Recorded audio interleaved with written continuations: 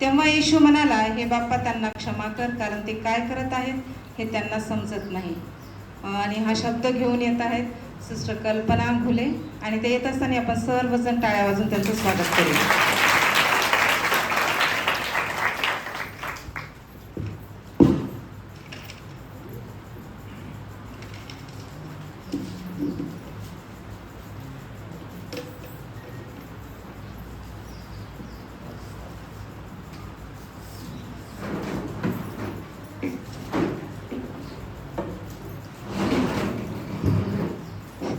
देवाला धन्यवाद देते आजच्या दिवसासाठी की परमेश्वराने या स्टेजवर उभा राहण्याची संधी मला दिली. आणि विशेष करून आमचे आध्यात्मिक वडील आणि आई यांचे आभार मानते की त्यांनी मला या स्टेजवरून बोलण्याची संधी दिली. आपण बघतो पुढे जर चर्चमध्ये गेलो तर बायांना संधी नसती, पण आपण किती धन्य आहोत की आपल्याला असे आईबाप भेटले की ते लेकराला शिकवत आहे.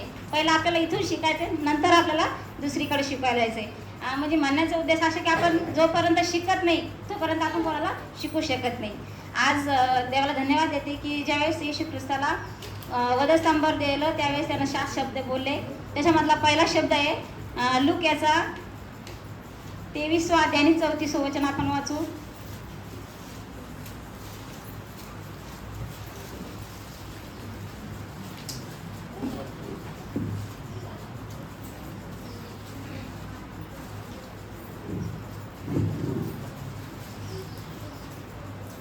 कोणीतरी माझ्यासाठी वाचा. तेव्हा येशू म्हणाला, हे बाप्पा त्यांना क्षमा कर, कारण ते काय करीतात हे त्यांना समजत नाही. हालेलुया. आपण आज पाहतो की आणखीन आता सांगितलं मरणाच्या दिवसाला काय म्हणतात. त्या दिवशी त्या ठिकाणी असं चांगलं काही म्हणतं का कोणी की आज मरणाचा दिवस आहे? त्या ठिकाणी असं सांगते की काहीतरी वाईट गोष्ट आणि वाईट काय असे मरणाच्या ठिकाणी म्हणत असते. पण आज येशू ख्रिस्ताला पण त्या वधस्तंभावर मारलं ना, मग त्याला उत्तम आणि गुड फ्रायडे असं म्हटलेलं आहे. मग काय म्हटलं त्याला माहिती तुम्हाला? कारण की उत्तम गोष्ट त्या ठिकाणी आपल्यासाठी घडलेली. त्या ठिकाणी ज्यावेळेस येशूला क्रूसावर गेलं त्या ठिकाणी एक उत्तम अशी गोष्ट घडली की तुम्हाला आणि मला येशूने त्या पापाच्या सत्तेपासून मुक्त केलेलं आहे. काय आपण हालेलुया म्हणू शकतो? देवाचं वचन सांगते की ज्यावेळेस येशूला क्रूस खांबावर देणार होतो त्याच्या आदल्या दिवशी देवाचं वचन सांगते की लूक 22 मध्ये मी वचन वाचत होते आणि त्या ठिकाणी मला एक पाहायला भेटलं की येशूला क्रूसावर द्यायच्या पहिले तो बागेत जाऊन प्रार्थना करत आहे. तुम्हाला माहिती की येशूने कशी प्रार्थना केली? एकदम अंतःकरणापासून युवळ होऊन प्रार्थना केली. देवाचं वचन सांगते की ज्यावेळेस तो प्रार्थना करत होता ना त्यावेळेस त्याच्या अंगातून रक्ताचे घाम निघत होते. तुम्हाला असं कधी आठवलं का कोणाच्या अंगातून रक्ताचा घाम निघला म्हणून? पण समजा आपण जर बघितलं एखादा पैलवान त्यानं जर त्याच्या शक्तीच्या पलीकडे कधी वजन उचललं तसं सायंटिस्ट म्हणतं की त्याच्या अंगातून रक्त निघू शकतं आहे नाही. मग येशू अशी कोणची प्रार्थना करत होता की त्याच्या अंगातून रक्ताचे थेंब निघत होते?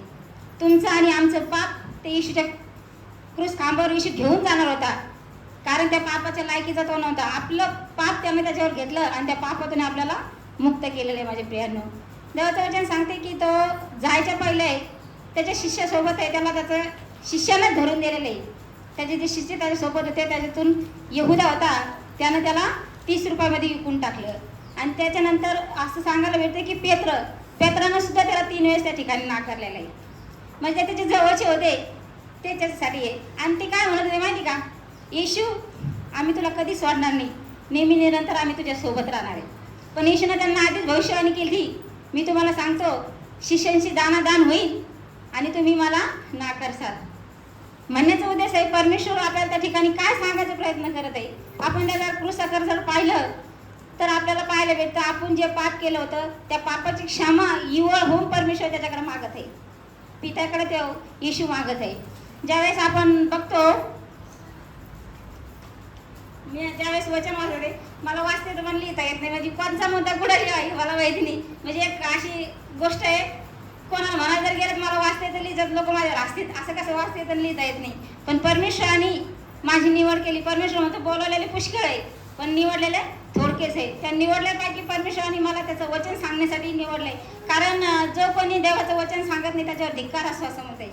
जर मला ज्यावेळेस आंटीने शब्द दिला ना तर माझ्या मुखातून म्हणजे माझी इच्छा तर होती पण निघलं नाही, मी घेऊ नाही शकत. कारण त्यांना द्यायच्या पहिले सांगितलं मी जो शब्द त्याला कोणी नाही म्हणायचं नाही, आहे का नाही? आज्ञापालन येशूने त्या ठिकाणी केलेलं आहे. माहिती तुम्हाला, पित्याने सांगितलं होतं की तुला क्रूसावर जायचंय आणि तुमच्या आणि आमच्या पापाची क्षमा करायची आहे. ज्यावेळेस माझ्या प्रियानं त्याचा छळ होत आहे, कोणी त्याला मारत आहे, कोणी त्याच्या तोंडावर दुखत आहे, कोणी त्याची दाढी ओढत आहे, त्याच्या डोक्यावर काट्याचा मुकुट घालत आहे, त्याचा इतका छळ त्या ठिकाणी होत आहे. कोणी रोमी सुभेदार त्या ठिकाणी आले, ते शिपाई त्याला मारतात आणि म्हणते त्याचे डोळे बांधून टाकले आणि काय म्हणते, सांग आता आमच्या शिपाईपैकी तुला कोणी मारलं. तुम्हाला काय वाटतं, येशू त्या ठिकाणी सांगू शकत होता का नव्हता? पण वचन सांगते तुला ते शांत राहिला, कारण ती इच्छा कोणाची होती? त्या लोकांची होती की तुला कोणी मारलं ते सांग. आणि पित्याची इच्छा होती का तुला त्या क्रूसावर मरून त्या सगळ्यांच्या पापाची क्षमा करायची. आपल्या त्या ठिकाणी पाहायला भेटतंय, येशूनं पित्याची इच्छा पूर्ण केली, ना की कोणाची इच्छा. कारण जो येशू आपल्याला बायबल सांगतंय, ज्या पेत्राच्या माशा पाण्याच्या खाली लपलेल्या होत्या, ते जर येशू सांगू शकतात त्याला मारायला कोण ते सांगू शकत नव्हतं का? पण त्याची इच्छा त्या ठिकाणी पित्याची इच्छा नव्हती. त्या ठिकाणी जर त्यानं सांगितलं असतं, भविष्यवाणी जर केली असती ना, ते काम तिथं थांबलं असतं. पण तो वेळ आणि तो समय भविष्यवाणी करण्याचा नव्हता, तर तो समय इतिहास घडवण्याचा होता. माझ्या प्रियानं जर आपण पाहिलं तर येशूसाठी इतिहास आपल्यासाठी आहे. आपण जर त्या क्रूस खांबावरचे जर शब्द ऐकले आणि वाचलं तर आपल्याला पाहायला भेटतंय, देवाने पहिला शब्द का म्हटला बरं त्याला क्षमा कर म्हणून? त्याच्यामध्ये 7 शब्द त्यानं उद्गारले, पण त्यानं पहिला क्षमाचा शब्द का म्हणला असं माहिती का? कारण आपल्यासाठी पहिलीच पायरी ही क्षमाची आहे. जोपर्यंत आपण क्षमा मागत नाही, जशी पित्यानं येशूने पित्याकडे इवळ होऊन क्षमा मागितली, तर ती एकट्यासाठी का ख्रिस्त लोकांसाठी नाही मागितली. आपण बघितलं त्याचा छळ करत असताना प्रत्येक ज्यावेळेस त्याला क्रूसावर दिलं त्या ठिकाणी मोठा समुदाय त्या ठिकाणी होता असं पाहायला भेटलेले. माहिती तुम्हाला, त्या ठिकाणी स्त्रिया होत्या, रोमी सुभेदार होते, पिलात होता, म्हणजे ज्या ज्या ठिकाणी त्या येशूचा छळ झाला ते सगळे लोक, आणि ज्या ज्या ठिकाणी येशूने चिन्ह चमत्कार केला ते सगळे लोक त्या क्रूस खांबाच्या ठिकाणी होते. मग त्यावेळेस असा म्हणला का, हे बाप्पा ह्याच लोकांना क्षमा कर, कारण याने मला चांगलं समजलंय, या लोकांना माफ करू नको कारण मला यांचा छळ केला, असं म्हणला तो. त्यांना त्या क्रूसावर सगळ्याकडे पाहिलं आणि तो म्हणत आहे, हे बाप्पा यांना क्षमा कर, कारण ते काय करतात हे त्यांना समजत नाही, आहे की नाही? जर त्या गोष्टी जर त्यांना समज असती समजा, तर त्या गोष्टी त्याने केल्या असत्या का? पण कोणी कोणी म्हणतं नाही नाही, त्या येशूला याच लागत होतं म्हणे क्रूसावर.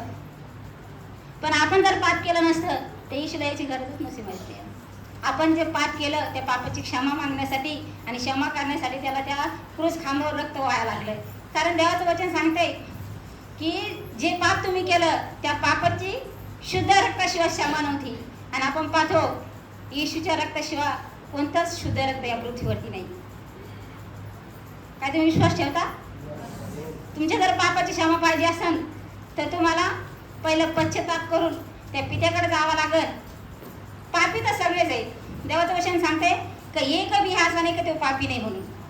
जगामध्ये जो मनुष्य आलाय ते सर्वांवर पापाचा शिक्का मारलेला आहे, पण एकच असा मनुष्य होता तो या जगामध्ये आला, तो पवित्र होता. तो कोण आहे?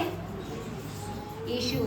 आपल्याला पाहायला भेटतं, पाप जर केलं तर 100% नरक आहे, आणि जर आपण पश्चाताप करून जर आपली पापाकडून पाठ जर फिरवली तर 100% आपल्याला स्वर्ग आहे. कारण त्यासाठी तर येशू आजच्या दिवशी त्या क्रूसावर मारले गेला, आहे की नाही? तर आपण त्या पापाकडे पाठ फिरणं गरजेचे. आपल्याला उदाहरण पाहायला भेटतं यहूदाचं आणि पेत्राचं. पेत्राने येशूला किती वेळेस नाकारलं बरं हे आपल्याला माहिती, आणि यहूदानी एकच वेळेस त्यानं 30 रुपये त्याला इकून टाकलं. मग आपण जर बघायला गेलं त्या ठिकाणी तर सगळ्यात मोठा गुन्हा त्याच्यामध्ये कोणाचा वाटतो तुम्हाला? यहूदाचा की पेत्राचा?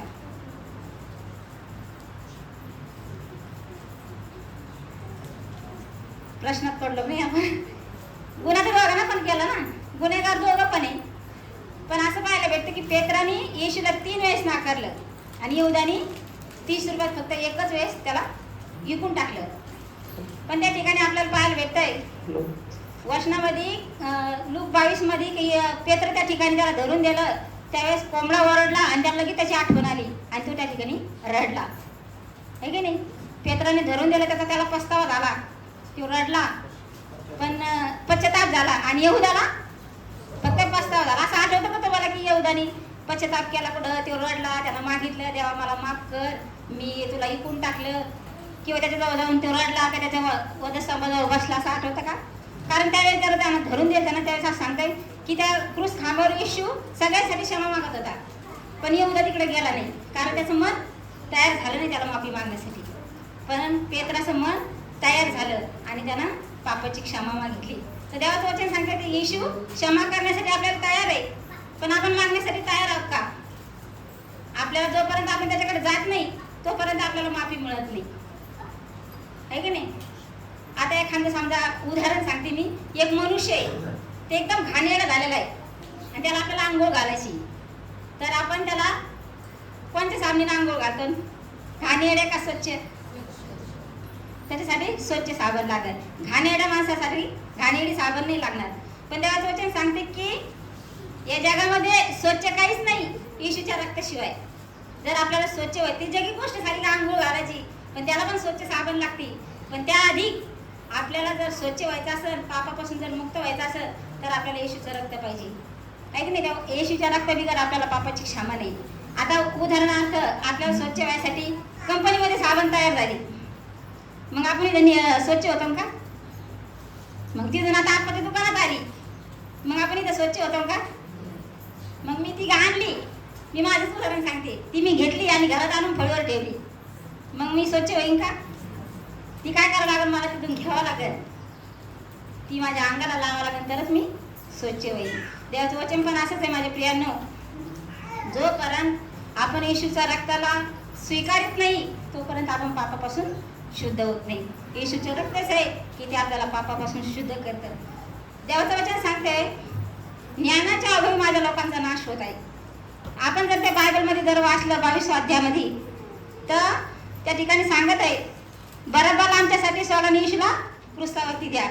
त्याला जर ज्ञान असतं तर त्यानं खरं खोटं चांगलं किंवा वाटलं त्या शिकायला समजलं असतं, पण त्यांना समज नव्हती.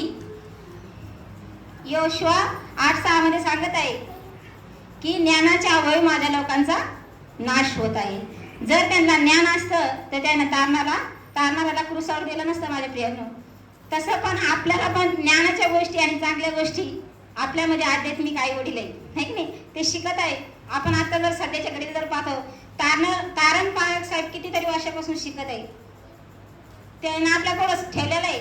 म्हणजे आता आपण बायबलमध्ये पाहतो येशूने प्रत्येक गोष्टी त्या शिष्यासाठी सांगितल्या होत्या, पण आज त्याच गोष्टी पाळक साहेब आपल्यासाठी सांगत आहे की तुम्ही तारण निवडून घ्या, तारण स्वीकारून घ्या, त्याच्या रक्ताबिगर आपल्याला पाप क्षमा नाही. पापाच्या गोष्टी प्रत्येक गोष्टी पाळक साहेब आपल्याला समजून सांगते की तुम्ही काय करायला पाहिजे. जर आता तुम्हाला जर सांगत बसले वाईट गोष्टी आणि चांगल्या गोष्टी तर वाईट गोष्टी काय आहे? प्रत्येक गोष्टी सगळ्यांना माहिती असते. वाईट गोष्टी सांगायची गरज नाही, पण चांगल्या गोष्टी समजून घेणं हे महत्त्वाचे असतात. पण चांगल्या गोष्टी जोपर्यंत आपल्याला कोणी सांगत नाही ना तोपर्यंत समजत नाही. कारण मी स्वतः बुद्धीवर जर अवलंबून राहिले ना मी कुठं ना कुठंतरी फेल होऊन जाईल. आपल्यासाठी शिक्षक महत्त्वाचा आहे. कारण या जगामध्ये जर पाहिलं तर पहिलीपासून तर 10वी 11वी पर्यंत जी शाळा असेल त्याला शिक्षक पाहिजे. आपल्याला जर या जगामध्ये जगून जर स्वर्गापर्यंत जायचं असेल ना माझ्या प्रियांनो, तर आपल्याला शिक्षणाची गरज आहे. देवाचं वचन सांगते जो शिकतो ना तेच कुठेतरी जाऊन शिकतो. म्हणजे मी जर समजा या शाळेत जर शिकले, मी जर काहीतरी झाले तर ते नाही का बरं तुला शिकून काय व्हायचं, तुम्हाला इंजिनियर व्हायचं आहे की नाही. जोपर्यंत मी शिकत नाही शाळेत तोपर्यंत मी काहीच होत नाही. तोपर्यंत मला जे आध्यात्मिक आई वडील जे मला शिकत आहे ना ते जर मी शिकले समजा तर मी इतरांना कुठेतरी जाऊन शिकू शकते. जशी मी त्या पापातून येशूने मला सोडवलं त्या पायासाहेबाच्या द्वारे, तसं मी तरी कोणाला तरी जाऊन त्या पापाच्या द्वारे माझ्या मैत्रिणीला म्हणा किंवा माझ्या नातेवाईकाला म्हणा मी सांगू शकते. माझ्या प्रियानं परमेश्वराची क्षमा कमी नाही. तुम्ही जर त्या शब्दाकडे जर निरखून जर पाहिलं ना तर येशू एकदम अंतःकरणापासून म्हणतो की हे बाप्पा यांना क्षमा कर, कारण ते काय करतात त्यांना समजत नाही. माझ्या प्रियांनो क्षमा किती महत्त्वाची असते. त्या क्रूस खांबाकडे जर तुम्ही पाहिलं ना त्यावेळेस तुम्हाला समजेल. ज्यावेळेस येशूला क्रूसावर दिलं ना त्याचं वजन त्याला घेऊन जावं लागलं. त्याला कोणी म्हणजे एक सोबती लावला होता पूर्णेकर शिमोन म्हणून, पण ते वजन किती असेल तुम्ही जर अंदाज कधी लावला ना ते वजन इतकं होतं माझ्या प्रियांनो की ते येशूला घेऊन जाणं कठीण होतं. कारण त्याला पहिलं रडूपर्यंत प्रार्थना केली होती, हे बाप्पा होता होईन हा प्याला माझ्यापासून टळून जाऊ दे, पण माझी इच्छा नाही तुझी इच्छा पूर्ण होऊ दे. काय आपण कधी म्हणतो का त्या पित्याला? ज्यावेळेस आपण पाप करतो किंवा वाईट गोष्टी करतो त्यावेळेस कुठेतरी मन आलं पाहिजे आपल्याला, हे बाप्पा मला क्षमा कर, कारण मी कोणत्या गोष्टी करते ना मला समजत नाही, पण समजणारं मन तू मला दे. जर जोपर्यंत आपण येशूला क्षमा मागत नाही ना माझ्या प्रियाने, तोपर्यंत आपल्याला क्षमा होणार नाही. हर एक गोष्टीची परमेश्वराकडे क्षमा मागाती देण्यासाठी तयार आहे. या जगामध्ये जर तुम्ही पाहिलं ना काहीच घ्यायसारखं नाही.